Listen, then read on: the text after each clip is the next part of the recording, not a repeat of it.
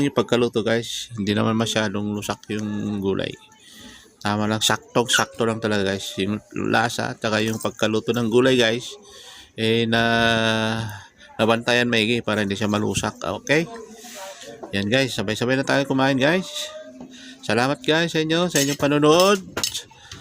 At pag nagustuhan nyo guys itong ganitong video, pwede kayo makatulong sa aking channel guys. Mag-like kayo, mag-share, at saka mag-subscribe. Salamat guys.